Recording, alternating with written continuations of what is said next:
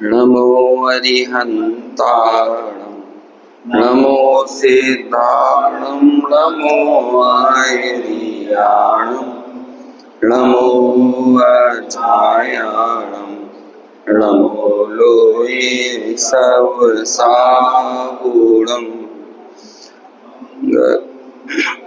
अनवीरो मंगलम गौतमो गणी मंगलम कुंद कुंदाद्यो जैन धर्मोस्तु मंगलम मंगल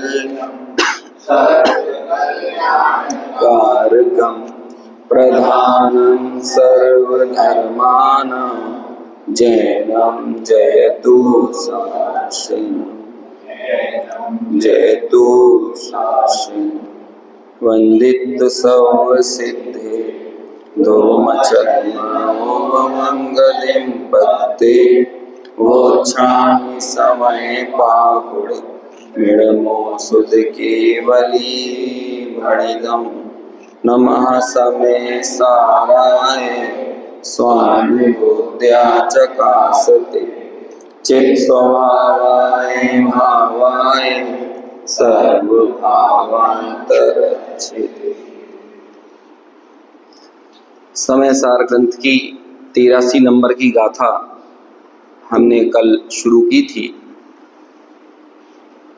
जब जीव का पुद्गल के साथ कर्ता कर्म भाव नहीं है तो फिर जीव का किसी के साथ तो कर्ता कर्म भाव होगा ना, क्योंकि यदि कभी भी कहीं भी कोई कार्य होता है तो उस कार्य का कर्ता भी अवश्य ही होता है। तो जगत में हमें अन्य द्रव्यों के कार्य जो दिख रहे हैं उनका तो कोई कर्ता होगा, और चैतन्य का भी एक जानन रूप कार्य दिख रहा है तो इसका भी कोई कर्ता होगा। तो जब पूर्व की गाथाओं में पर द्रव्य के कर्तापने का निषेध किया तो अब इस बात की स्थापना करना भी जरूरी है कि हर द्रव्य अपने अपने भावों का कर्ता है। एक प्रश्न पूछा जाता है कि जैन दर्शन अकर्तावादी है कि कर्तावादी है, तो कैसा है? दोनों ही है, स्याद कर्तावादी है और स्याद अकर्तावादी है। बल्कि जीव की स्थापना तो कर्तापने के साथ की है, ना सिर्फ आगम ग्रंथों में बल्कि अध्यात्म ग्रंथों में भी, है ना। जीवो अमुत्तिकत्ता, है ना, और क्या दूसरी गाथा है ना, द्रव्य संग्रह की, जीवो अमुत्तिकत्ता, क्या कहते हैं, सदे परिणामो भूता संसारत्थो विश्व सोड गई, ऐसा करके आखिरी पद आता है ना। तो उसमें 9 अधिकार जीव के कहे हैं और उन्हीं 9 अधिकारों पर फिर आगे एक एक गाथा लिखी एक एक अधिकार के ऊपर। अब ये 9 अधिकार कौन से होते हैं? जीव कैसा है? तो कहते हैं जीव संसारी है ना, संसारत्थो। फिर जीव भोक्ता है, जीव करता है, जीव शरीर प्रमाण है। इस तरह से 9 अधिकार लिखे। तो उसमें एक अधिकार क्या है? कर्ता है। जीव कैसा है? कर्ता है। तो जब ये कर्तापने की गाथा लिखी तो आचार्य ने 3 बिंदु बताए कि जीव देहादि का करता है, फिर एक बिंदु बताया जीव रागादि का करता है, और फिर एक लिखते हैं कि जीव अपने चैतन्य भाव का करता है। लेकिन तीनों में कर्ता कर्ता कर्ता तीनों चीजें लिखी। तो अब ये गाथा पढ़ के तो चीज स्पष्ट होती नहीं है कि जीव देहादि का कर्ता भी बोल रहे हैं, फिर जीव रागादि का कर्ता भी कह रहे हैं, और जीव चैतन्य भाव का भी कर्ता कह रहे हैं। तो ब्रह्मदेव सूरी ने फिर उसकी टीका लिखी। फिर उन्होंने तीनों कथनों की विवक्षाएं स्पष्ट करी कि उपचरित असद्भूत व्यवहारने से, है ना, जीव बाह्य पदार्थों का पुद्गल का करता है। अनुपचरित असद्भूत व्यवहारने से जीव शरीर आदि का करता है। फिर उपचरित अनुपचरित सद्भूत व्यवहारने से अपने ज्ञान आदि गुण इन सब चीजों का करता है। और फिर एक और कौन सा बचता है? उपचरित सद्भूत व्यवहारने से राग आदि का करता है। और फिर सबसे आखिर में लिखते हैं परम शुद्ध निश्चय से जीव अकर्ता है ना, ऐसे करके। कमाल की बात यह है कि परम शुद्ध निश्चय को उन्होंने आखिरी में याद नहीं किया, सबसे पहले याद किया। पहले उन्होंने बता दिया वैसे तो देखा जाए जीव अकर्ता है परम शुद्ध निश्चय न से, और फिर जो मूल गाथा की विवक्षाएं थी उनको स्पष्ट किया। अपने यहाँ द्रव्य संग्रह रखा नहीं है क्या? पहले भी कई बार याद आता है। द्रव्य संग्रह बिल्कुल तत्वार्थ सूत्र जैसी जरूरी ग्रंथ है ना। मैं इसमें डाउनलोड कर लेता, लेकिन अब चलो समय हो, उसमें यदि डाउनलोड करूंगा तो चला जाएगा, फिर आपको स्क्रीन पे दिखाता है। 9वें नंबर की गाथा होगी, 9वें या 10वें नंबर की ये वाली। तो बहुत अच्छा उसमें चीजों का स्पष्टीकरण है द्रव्य संग्रह में और उसकी टीकाओं में। ये 4 जो हमने निश्चय नय के और 4 व्यवहार के जो भेद पढ़े हैं, इनका सबसे ज्यादा प्रयोग यदि किसी ने किया है तो वो ब्रह्मदेव सूरी की टीका में देखने को मिलता है। हर एक बात उन्होंने 8 नयों से बताई, कई गाथाओं में ऐसे स्पष्ट किया। भोक्ता पने की गाथा हो, संसारी पने की गाथा हो, जितनी भी गाथाएं, तो पहले एक एक नए याद करेंगे। उपचरित सद्भूत से ऐसा है, अनुपचरित सद्भूत से ऐसा है, उपचरित सद्भूत से ऐसा है, और फिर अशुद्ध निश्चय नय से ऐसा, एक देश से ऐसा, साक्षात शुद्ध निश्चय नय से ऐसा, और फिर परम शुद्ध निश्चय नय से, इस तरह से सब विवक्षाएं स्पष्ट की। तो मतलब कहने का अभिप्राय ये है कि आप कर्तापने को पूरी तरह से इग्नोर नहीं कर सकते। आप तो 1 घंटे इसी बात पर चर्चा कर सकते हैं कि जीव करता है, समझ में आया ना, कि हाँ चैतन्य भाव का तो कर्ता कहोगे ही, और फिर राग आदि का भी यदि सर्वथा अकर्ता कह दोगे तो भी बड़ी समस्या हो जाएगी।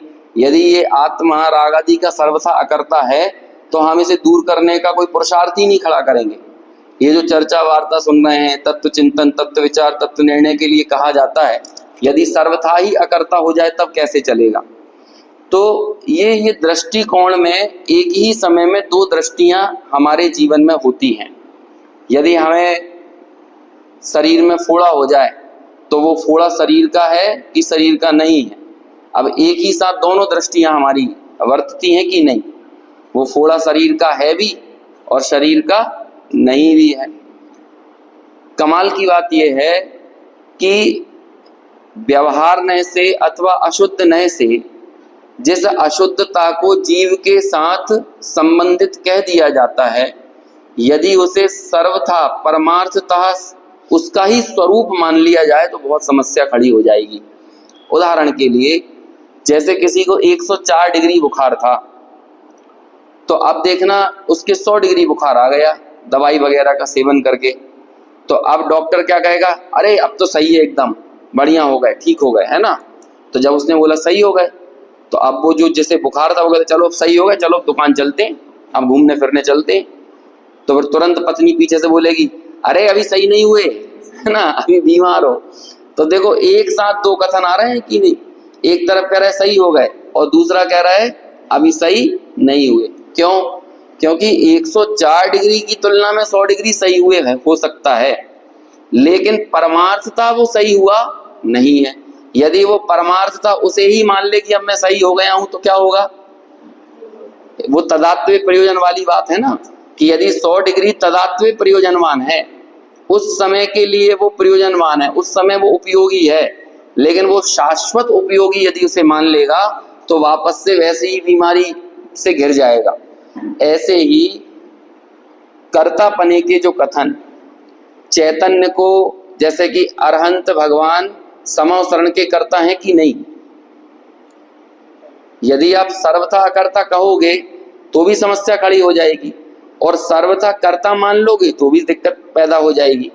क्योंकि यदि आप ये कहो कि नहीं अरहंत भगवान कर्ता नहीं है, पूरी तरह से निषेध करो, तो समव शरण आदि वैभव जगत में किसी भी जीव के होने का प्रसंग आ सकता है, जबकि वो सिर्फ तीर्थंकर के ही होता है। यदि आप ये कहने लगो कि नहीं उसके कर्ता नहीं है, तो यदि वो कर्ता नहीं है तो इस तरह की रचना किसी के भी हो सकती है, और किसी के भी नहीं हो रही, सिर्फ तीर्थंकर के ही हो रही है, तो तीर्थंकर नाम की प्रकृति एक तरह से उसकी कर्ता हो गई या नहीं? और तीर्थंकर नाम कर्म की प्रकृति से संबद्ध, भले ही निमित्त नैमित्तिक संबंध से ही क्यों ना हो, वो संबद्ध वो तीर्थंकर का जीव जो है, जो आत्मा है, वो ही उस कर्म से संबद्ध है। तो इसलिए उपचार से ऐसा कहने में आता है समव शरण आदि विभूति किसकी? अरहंत भगवान की। उसके कर्ता किसके? वो अरहंत भगवान। लेकिन कौन से नए से? व्यवहार अकेला नहीं बोलना अब आप अपन को, है ना, वो 4 में से एक नाम निकाल कर बोलना है। कौन से नए से? उपचरित असद्भूत व्यवहारने से। उपचरित असद्भूत क्यों लगाया यहाँ पे? क्योंकि शरीर के बाहर के जितने पदार्थ हैं वो क्या कहलाते हैं? अच्छा, हमने निमित्त और उपादान में इन नयों को किस तरह से घटाया था? अंतरंग निमित्त, बाह्य निमित्त, है ना। जैसे जितना जितना बाह्य निमित्त है वो असद्भूत व्यवहार में, और जो अंतरंग है वो किस में चला जाएगा? सद्भूत व्यवहार में। फिर उपादान में भी जो त्रिकाली उपादान कहाँ चला जाएगा? परम शुद्ध निश्चय में। और वो क्षणिक उपादान या तो अशुद्ध पर्याय रूप है अथवा शुद्ध पर्याय रूप है। तो अशुद्ध पर्याय रूप कहाँ पर जाएगा? अशुद्ध निश्चय में। और शुद्ध पर्याय रूप या तो एक देश शुद्ध पर्याय होगी या पूर्ण शुद्ध पर्याय होगी। एक देश शुद्ध पर्याय एक देश शुद्ध निश्चय में, और पूर्ण शुद्ध पर्याय साक्षात शुद्ध निश्चय में। ऐसे हमने लगाए थे ना। तो इसलिए नए जब अपन नहीं भी बोल रहे हैं ना, नयों का प्रयोग नहीं भी कर रहे, तो भी दिमाग में ये पता होना चाहिए कि ये बात किस नए से कैसी कही जा रही है। तो ऐसे ही इस गाथा में उसके जीव के कर्तापने को स्थापित कर रहे हैं। अभी तक क्या चल रही थी? कर्ता नहीं है, लेकिन कुछ किसी चीज का तो कर्ता है। कोई चीज तो जीव का कर्म है। तो वो कौन सी चीज है जो जीव का कर्म है? यानी मेरा कर्म है। समझ में आया ना? जीव का मतलब मेरा। जीव ऐसा नहीं कि कोई और जीव, क्योंकि जब तक वो मैं पने के साथ हम अपने आप को संबद्ध महसूस नहीं करेंगे तो वह ऐसा लगेगा कोई जीव अकर्ता होता होगा, कोई जीव करता होता होगा, अपन को क्या लेना देना, है ना। वो तो होगा कोई जीव। हम तो न किसी के कर्ता ना हम किसी के कर्म, है ना। हमने तो ये सुन रखा है ना। तो हम तो कौन है? अपनी तो जीवन शैली जैसी चल रही है वैसे यथा योग्य रीति से बहने दो, चलने दो। हमें तो इन सब चीजों से कोई लेना देना नहीं, ना मैं द्रव्य और ना मैं पर्याय। तो हम कौन है? हम कौन है? हम तो जो वही है जो हमारे बचपन से जो हमें संबोधित किया जा रहा है या जो हमारी मान्यता में माने हुए हैं, हम तो वही है ना। ऐसा नहीं। देखो, अब कल हमने गाथा पढ़ी थी, एक बार फिर से गाथा पढ़ते हैं और फिर टीका की तरफ आगे चलेंगे। ऋक्षेणयस् एवं आदा अपाणमेव हि करेति वेद यदि पुणोतम चेव जान अत्तादु अत्ताणम् आत्मा करे निज को ही यह मनता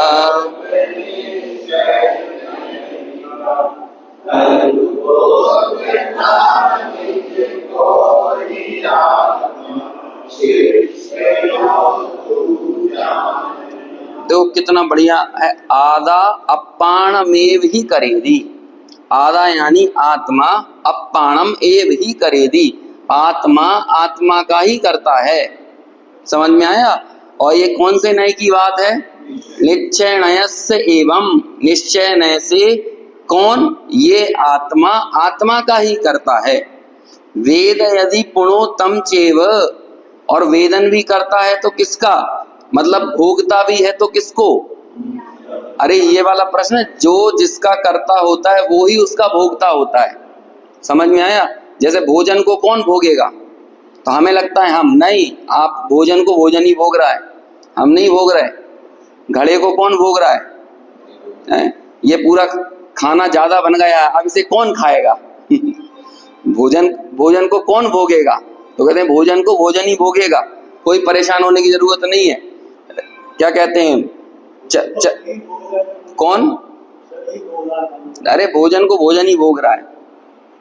भोजन स्थानांतरित हो रहा है तो हमें ऐसा लगने लगता है कि उसे हम भोग रहे हैं। हम तो ज्ञान के ही करता हैं। क्या हुआ? जैसे देखो, कोई बहुत बड़ा आपने लेन देन किया है ना, लाखों करोड़ों रुपए का कोई व्यवसाय किया, या फिर आप सब लोग, हम सब लोग मान के चलो एक टूर पर गए, कोई तीर्थ यात्रा पर गए। अब तीर्थ यात्रा में हम सब ने क्या किया? पहले 10-10 हजार रुपए की काउंट्री की। समझ में आया? अब 10,000 की काउंट्री करने के बाद फिर बाद में हिसाब किताब हुआ। कहते भैया वो 10,000 रुपए कहाँ गए? तो फिर हमने बाद में बोल दिया इतने पैसे खाने में गए, इतने पैसे रुकने में गए, इतने का पेट्रोल डाला, इतने की तुमने खरीदी की, इतने का दान दिया, तो ये सब हमने ऐसा ऐसा किया। तो वो ये बताओ कि ये जो पैसा खाने में चला गया, तो खाने में चला गया तो वो खाना बन गया क्या? खाने का आपने एक लेन देन तो किया, आपने एक विनिमय का साधन बना रखा था भोजन को, वो पैसे को, कि जब हम पैसा यहाँ से वहां जाएगा तो भोजन वहां से यहाँ आएगा। और ये विनिमय का साधन किसने बनाया है? कि जानवरों के पास भी इस तरह का विनिमय का कोई साधन होता है? उनके यहाँ तो ऐसा कोई साधन नहीं है।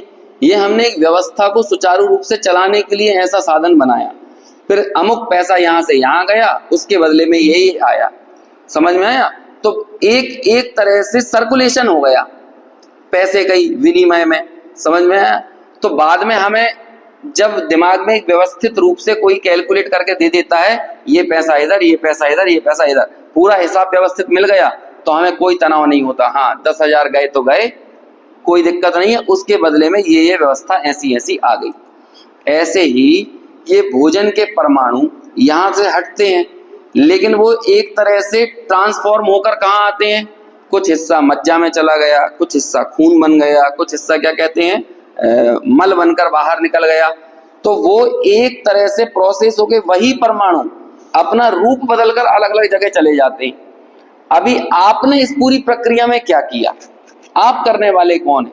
भोजन ने भोजन का काम किया, देह ने देह का काम किया, देह को जिन परमाणुओं को लेना था उसने ले लिया।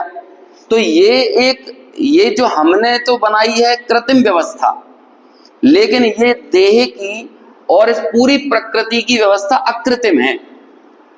और वास्तव में कृत्रिम व्यवस्थाओं में तो फिर भी घालमेल हो सकता है, लेकिन अकृत्रिम व्यवस्थाओं में किसी तरह के घालमेल की कोई गुंजाइश नहीं है। लेकिन समस्या क्या होती है? अकृत्रिम व्यवस्थाओं को स्वीकार करना मुश्किल होता है। कृत्रिम व्यवस्थाओं में हमारा अहंकार नाच रहा होता है। हमें लगता है ना, अरे हमने व्यवस्था बनाई और हमारी बनाई हुई व्यवस्था सुचारू चल गई, तो इसमें फिर जो अनादिकालीन अहंकार के संस्कार पड़े हुए हैं, हम वो क्रेडिट किसी को नहीं दे सकते। फिर वो सक्सेस का पूरा क्रेडिट लेना तो हमको ही है। हमारी बनाई व्यवस्था, हमारा विनिमय, हमारी पूरी की पूरी क्रिया विधि जो कुछ भी है वो मैंने की, हमें एक छाती ठोकने का मौका मिलता है। लेकिन वास्तव में देखोगे, आप अपने जीवन को शुरुआत से लेकर अभी तक का एक मूल्यांकन करके देखिए, आपका ये जीवन भी है ना, अधिकांश हिस्सों में अकृत्रिम व्यवस्था से चल रहा है। कृत्रिम व्यवस्था से कितना कम चलता है?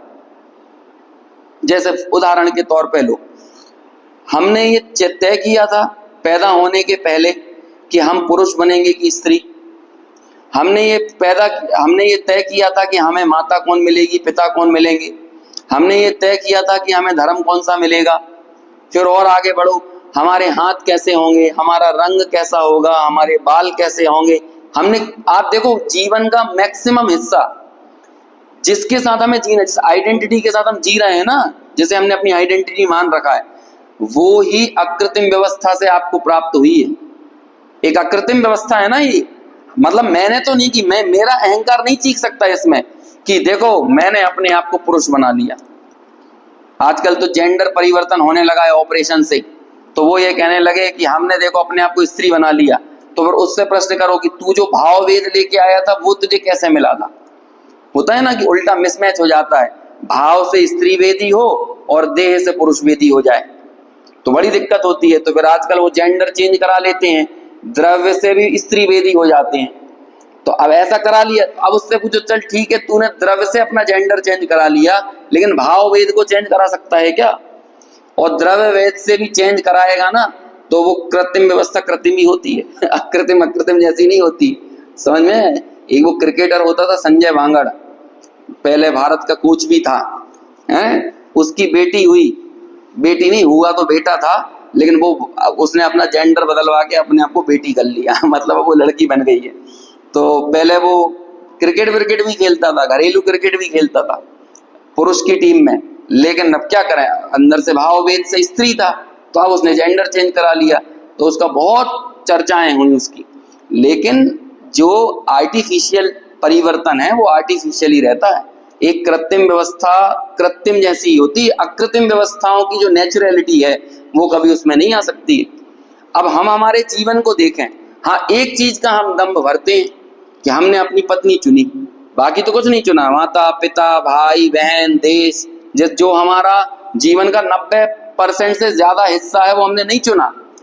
लेकिन एक दम्भ करता है ये जीव कि मैंने पत्नी चुनी। भैया नहीं चुनी तूने, पत्नी भी नहीं चुनी, ये भी एक बहुत नेचुरल व्यवस्था के तहत ही हुआ है। हमें लग सकता है कि मैंने सिर्फ कुछ नहीं है, जैसे देवतागण नहीं रहते कि वो सारी की सारी देवियां पैदा तो होती है नीचे और वे अपनी अपनी लेके आ जाते हैं, तो अपनी अपनी चाहे जिसकी चाहे जो लेके नहीं आता, जिसके साथ जिसका संबंध नियत हो वो ही वो लेके आता है, उसे ही ले जाने का भाव उसको पैदा होता है, हर किसी का नहीं आता। ऐसे हमारे सबके जीवन में भी होता है। अब फिर आगे भी बहुत सारी चीजों में हाँ इसे कुछ एक चीजें लगने लगती हैं, मैंने अपना मकान बना लिया, मैंने अपनी नौकरी चुन ली, मैंने इतना पैसा कमा लिया, मतलब वो खास तौर से मनी माइंडेड तो इतना ज्यादा है कि सारे कर्तापने का भार वो पैसे के ऊपर थोप देता है। और जीवन भर की यदि सफलता के गणित उससे मापे जाएं कि तूने कितनी सफलता पाई, तो वो कैलकुलेशन करके क्या बताएगा सफलता मतलब क्या।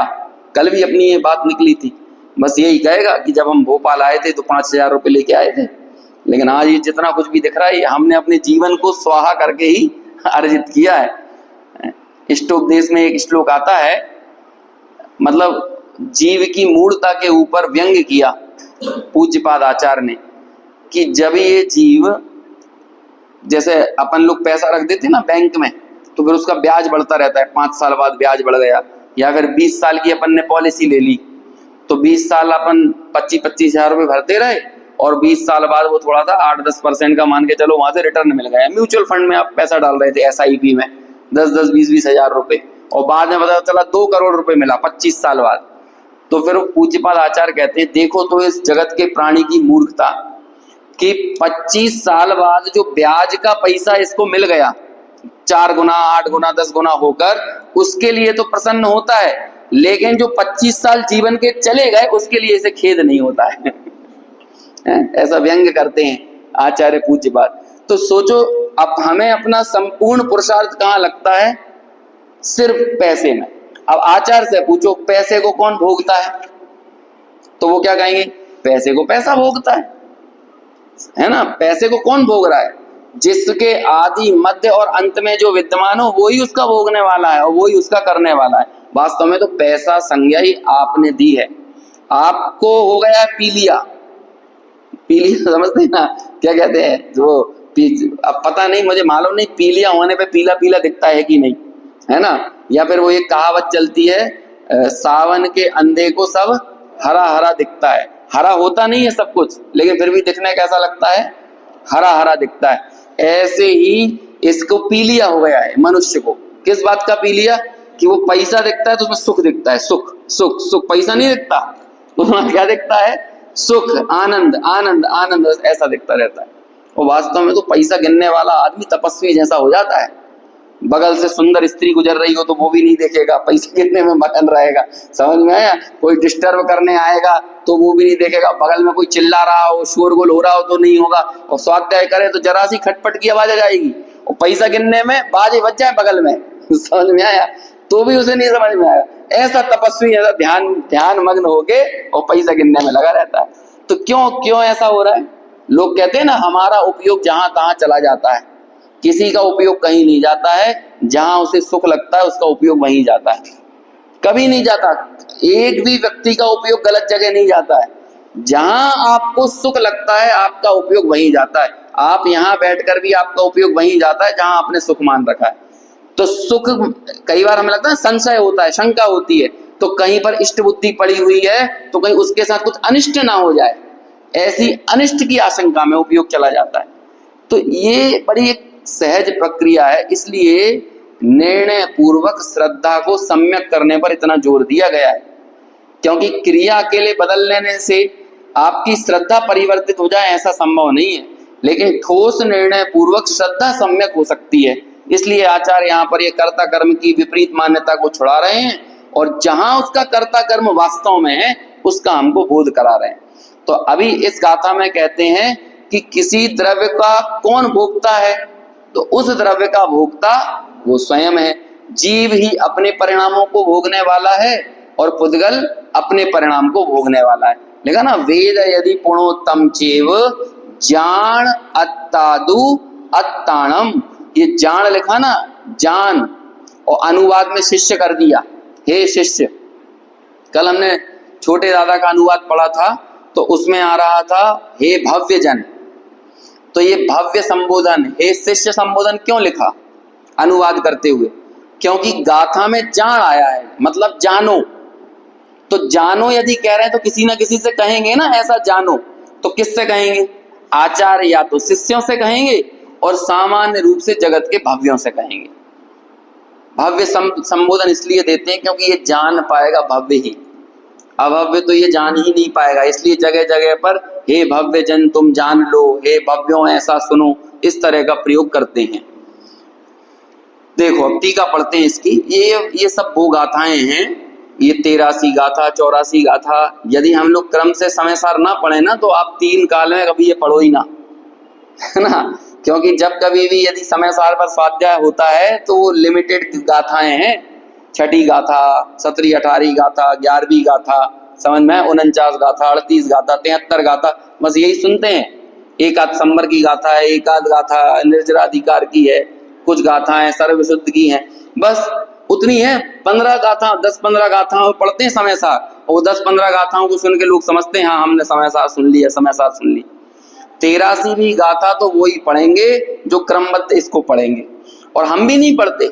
यदि क्रम से ये 83वीं गाथा हमारे सामने नहीं आती तो हम भी नहीं पढ़ते। पहले 58-59 गाथा के समय भी ये बात निकली थी, 58-59 गाथा कौन पढ़ता है, और इतनी बढ़िया गाथा थी, मुझे तो बहुत अच्छी लगी थी वो 58-59वें नंबर की गाथाएं। यदि हम क्रम से ये स्वाध्याय नहीं कर रहे होते तो ये गाथाएं हमारे आंखों के सामने से नहीं गुजरती, हमारी जबान पर कभी आती नहीं। और 415 गाथाओं को, सभी गाथाओं का औचित्य जानकर ही आचार्य कुंद ने इन्हें लिखा। ऐसा थोड़ी कि यही 4-5 गाथाएं पढ़ लो और बस यही पढ़ के बस उनसे काम बनता हो तो उनसे कर लो। लेकिन उन्हें मालूम है कि ये कर्ता कर्म की बुद्धि इतनी सघन है कि इसमें निरंतर अभ्यास चाहिए है, और निरंतर अभ्यास, अवीक्षण, ज्ञानोपयोग, तो एक एक करके क्रम से उस कर्ता बुद्धि पर चोट की जा रही है। देखिए पढ़ते हैं, बहुत अच्छे उदाहरण हैं। दरिया का आपने बहुत बार दीदार किया होगा। दरिया मालूम है किसी के? समुद्र। आचार्यों को जब समुद्र दिखता है तो कैसा लगता है? हमें दिखता है तो लगता है स्कूबा डाइविंग कर लो, है ना। लेकिन आचार्य को समुद्र की उठती और बैठती लहरों में भी, उन्हें वहां पर भी निमित्त नैमित्तिक संबंध और कर्ता कर्म संबंध, ये सब चीजें याद आती हैं। और उनकी दृष्टि देखिए कितनी जबरदस्त है। और आपको ऐसे कुछ नए शब्दों से भी आपका परिचय होगा।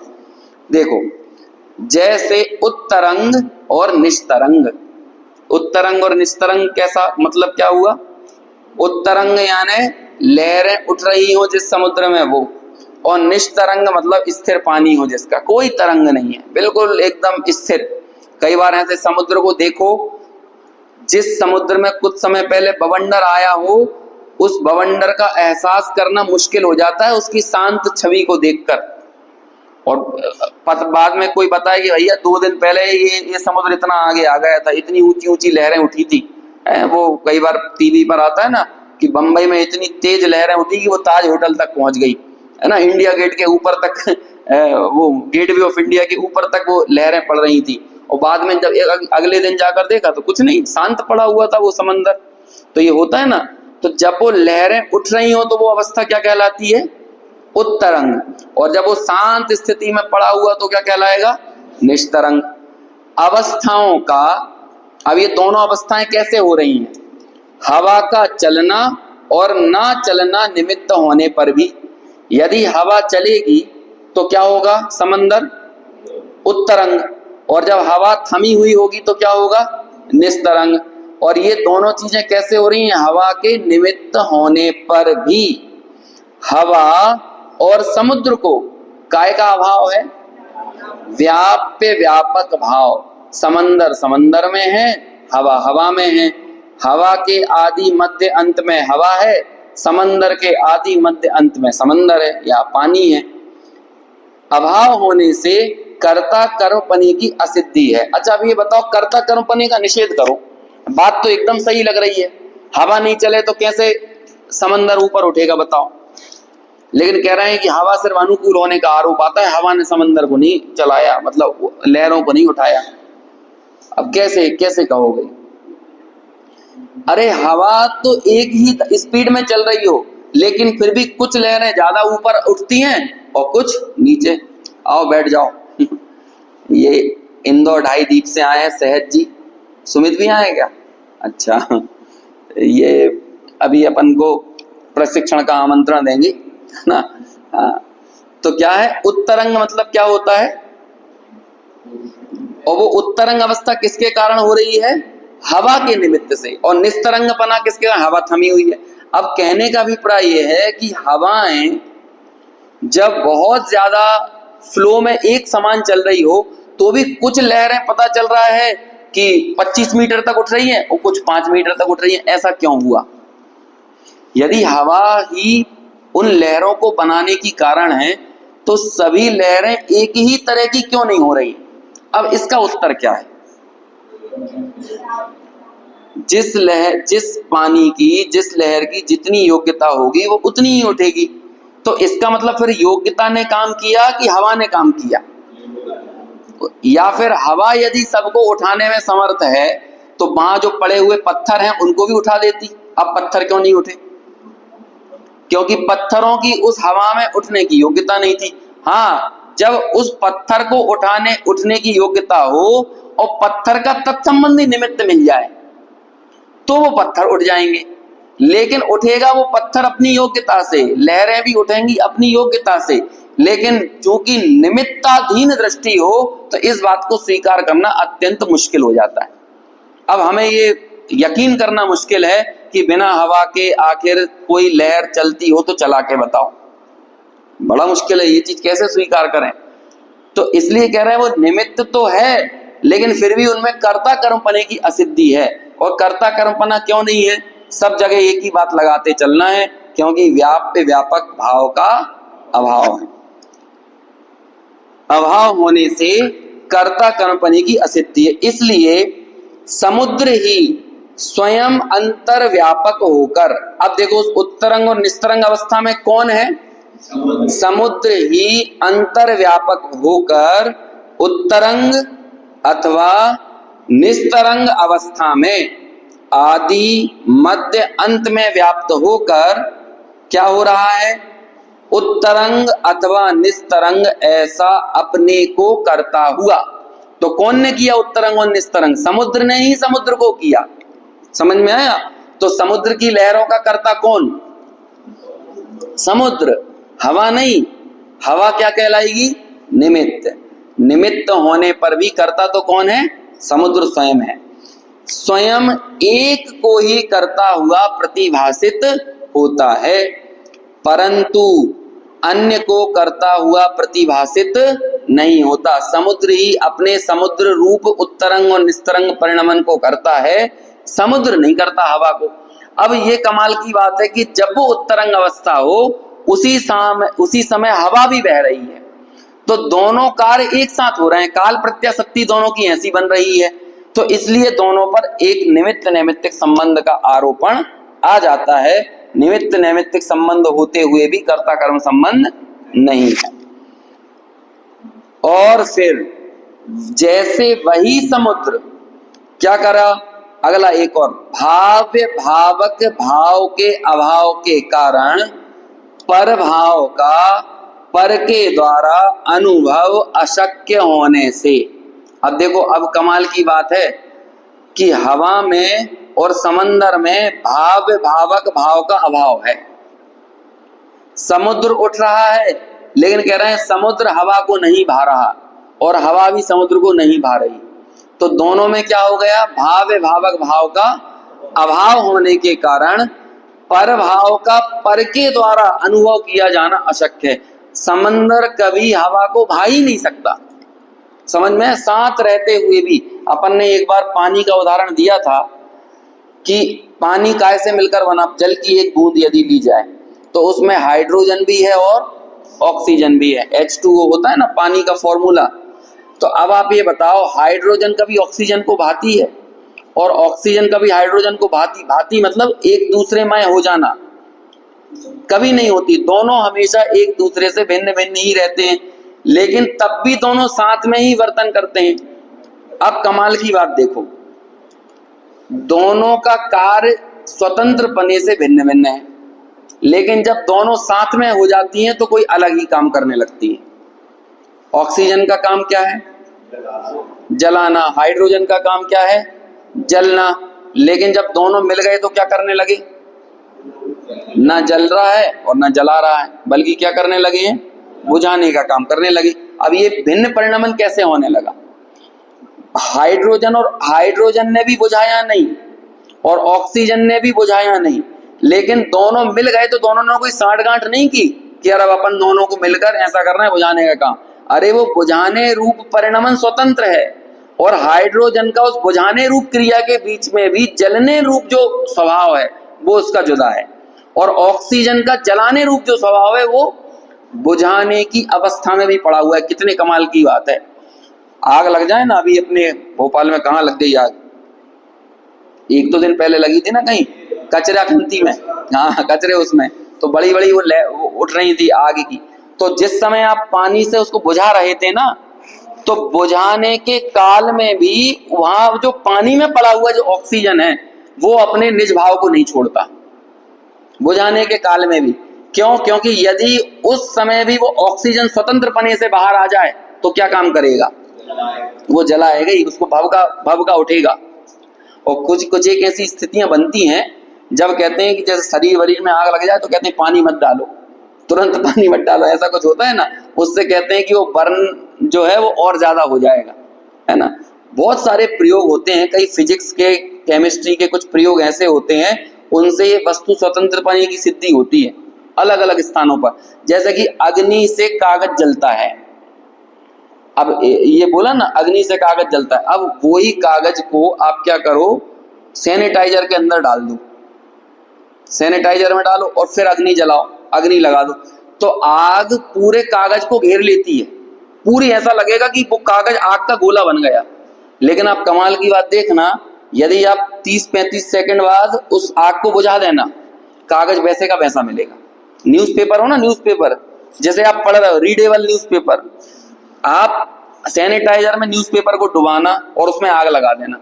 अब अग्नि से यदि कागज जलता हो, एक अक्षर को भी खराब नहीं कर पाएगा वो, और 15-20 सेकंड बाद आप देखना, आप पूरा अग्नि का गोला बन गया कागज, है ना, आग का गोला बन जाता है। और फिर वो जैसे ही आप 30-35 सेकंड में उसको ऐसे झटकार दो तो वो बुझ जाएगा। 30-35 सेकंड में तो जल जाना चाहिए ना, लेकिन नहीं जलेगा। उसके बाद आप वो न्यूज़पेपर पूरा पढ़ सकते हो, एक शब्द को भी उसने कुछ नहीं किया। यदि अग्नि कागज को जला सकती तो उस स्थिति में भी जला देती। लेकिन ये सब अपनी अपनी योग्यता से ही परिणमन होता है। जब जिस समय वो, अरे एक और जैसे एक प्रयोग आता है, हमें यूपीएससी में प्रश्न आया था एक बार, माइक्रोवेव के अंदर कोई चीज गर्म होती है कि नहीं होती है? तो अब देखो प्रश्न आया, माइक्रोवेव के अंदर यदि आलू रख दिया जाए तो गर्म हो जाता है, लेकिन उसी माइक्रोवेव में कागज रख दिया जाए तो गर्म नहीं होता। कागज की प्लेट रख दो, गर्म नहीं होगी। क्यों नहीं होती? तो उसका उत्तर ये है, क्योंकि जो वेव्स है ना, वो उसमें वाटर एलिमेंट होना चाहिए तभी गर्म करेगी। आलू के अंदर वाटर एलिमेंट है ना, वो प्रश्न ही ऐसा था, इसलिए मैं आलू का नाम ले रहा हूं, नहीं तो नहीं लेता, है ना। वो वाटर एलिमेंट था, इस कारण वो उसको गर्म करने में समर्थ है। सूखे कागज के अंदर वाटर एलिमेंट नहीं था, मतलब पानी तत्व नहीं था, इस कारण वो नहीं जला। तो इससे क्या पता चला कि वो वेव्स भी किसको जलाने में समर्थ हैं? जिसके अंदर जलने की योग्यता हो। तो जब वो गुरुदेव श्री ये कहते थे ना, जितने भी वो उदाहरण देते थे, ये टोपी तुम्हारे सर को नहीं छूती, तुम जमीन को छुए बगैर चलते हो, समझ में आया? ऐसे ऐसे बहुत सारे अनवरत रूप से उदाहरण देते थे। कागज से, आग से कभी कागज नहीं जलता, तवे पर कभी रोटी रखाई नहीं, तवा अग्नि से गर्म हुआ नहीं, ऐसे कितने कितने कितने एग्जाम्पल देते चले जाते थे। इस तरह से वो प्रत्येक वस्तु पने के स्वतंत्रता की सिद्धि करते थे। आपसे कहा था कल या परसों, जैन दर्शन मतलब क्या? निमित्त का ज्ञान कराना। देखो कई बार हम अध्यात्म के अतिरेक में ऐसा कह देते हैं जैन दर्शन निमित्त को नहीं मानता, जैन दर्शन निमित्त को नहीं मानता। नहीं, गलत बात है। जैन दर्शन ही वास्तव में निमित्त को मानता है। जो निमित्त को ना माने वो अज्ञानी, लेकिन जो निमित्त को कर्ता माने वो भी अज्ञानी। और ये जो पूरा प्रकरण हमारा चल रहा है 77-78 गाथाओं से, 76 गाथा से, ये दोनों चीजें एक साथ कर रहा है। निमित्त का ज्ञान भी करा रहा है, लेकिन निमित्त करता नहीं है ये भी बता रहा है। समझ में आया? इसलिए हर कार्य के होने में 5 समवाय है ना, आपको पता है 5 समवाय में 4 समवाय उपादान रूप हैं और एकमात्र निमित्त निमित्त रूप है। कौन कौन से 5 समवाय? स्वभाव, पुरुषार्थ, होनहार, काल लब्धि और निमित्त। होनहार उपादान रूप, काल लब्धि उपादान रूप, स्वभाव उपादान रूप, और एक और कौन सा बच गया? काल लब्धि है, हाँ, मतलब जो भी बचा है, ये चारों जो हैं ये उपादान रूप हैं। और मात्र एकमात्र कौन? निमित्त अकेला निमित्त रूप से है। तो इसलिए जो 5 समवायों में सिर्फ सहभावी है, सहभावी यानी कार्य के घटने के समय वो मौजूद है, बस उपस्थित है, इस कारण उसके ऊपर आरोप आ जाता है। लेकिन विडंबना ये है कि 4 समवाय दिखते किसी को नहीं है। मतलब किसी कार्य के घटना में वो 4 समवाय प्रत्यक्ष चीखते नहीं है, लेकिन जो अनुकूल है ना वो निमित्त सबको नजर आता है। इसलिए इस जगत के प्रत्येक जीव की निमित्ताधीन दृष्टि है, और जब आचार्य उस निमित्ताधीन दृष्टि को छुड़ाते हैं तो हमारा अहंकार भी हमें उड़ता हुआ महसूस होता है। तो उस बात को स्वीकार करना हमें बिल्कुल ऐसा लगता है छाती पर किसी ने वजन रख दिया हो, है ना। देखो आगे, भाव्य भावक भाव के अभाव के कारण पर भाव का पर के द्वारा अनुभव अशक्य होने से अपने को उत्तरंग अथवा निस्तरंग रूप अनुभव करता हुआ स्वयं एक को ही अनुभव करता हुआ प्रतिभासित होता है।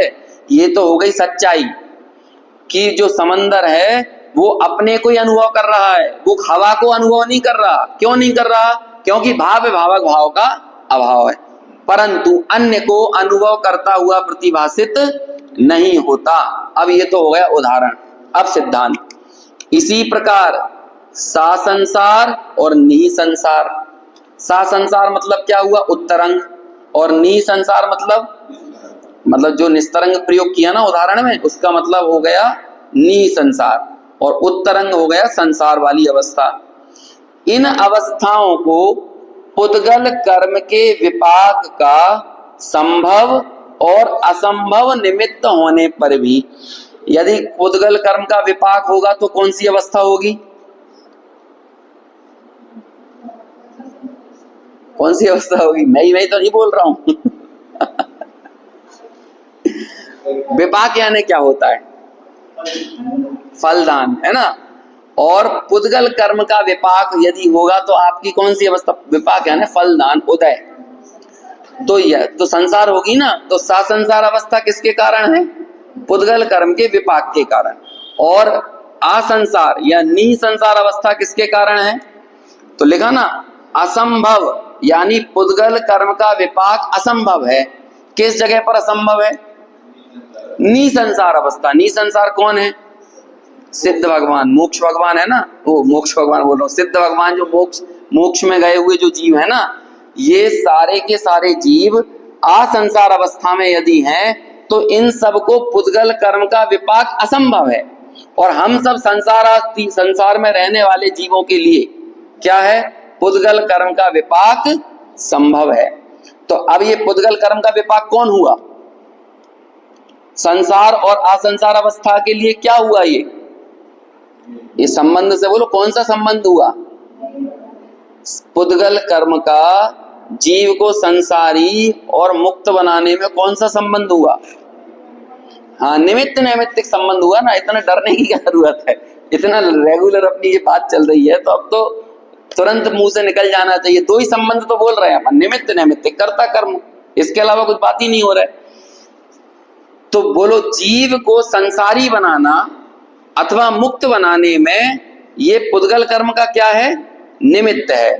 अब देखो आगे, निमित्त होने पर भी अब क्या कहते हैं, पुद्गल कर्म और जीव को काय का अभाव है, व्याप्य व्यापक भाव का अभाव होने से कर्ता कर्म पने की असिद्धि है। ये सब क्या है, भाषा अपन को सुनने की आदत नहीं है, इसलिए ये सब चीजें कठिन लगती हैं शब्द सुनने में।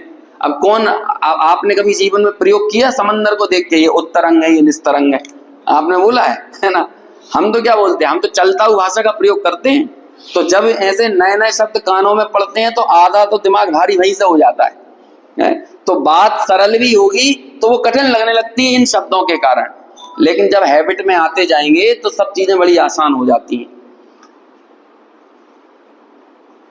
व्याप्य व्यापक भाव का अभाव होने से कर्ता कर्म पने की असिद्धि है, इसलिए जीव ही स्वयं अंतर्व्यापक होकर सासंसार अथवा निसंसार अवस्था में आदि मध्य अंत में व्याप्त होकर सासंसार अथवा निसंसार ऐसे अपने को करता हुआ अपने को एक को ही करता हुआ प्रतिभासित हो। अभी मैं सिर्फ पढ़ दे रहा हूं आगे, है ना? ये जो सिद्धांत की चर्चा अपन कल करेंगे, क्योंकि अभी इनको थोड़ा सा अपना सूचना भी देना है। परंतु अन्य को करता हुआ प्रतिभासित ना हो, और फिर उसी प्रकार यही जीव भाव्य भावक भाव के अभाव के कारण पर भाव का पर के द्वारा अनुभव अशक्य है, इसलिए संसार और निसंसार रूप अपने को अनुभव करता हुआ अपने को एक को ही अनुभव करता हुआ प्रतिभासित हो, परंतु अन्य को अनुभव करता हुआ प्रतिभासित ना हो। कल अपन जब ये पढ़ेंगे उससे पहले यदि आप लोग अनुशीलन पढ़ के आ जाओगे तो आगे इसे समझना आसान होगा, और नहीं पढ़कर आओगे तो उतना ही कठिन रहेगा जितना भी कठिन लग रहा है ना? लेकिन जैसा भी हो समझने का हम यथा योग्य प्रयास तो करेंगे।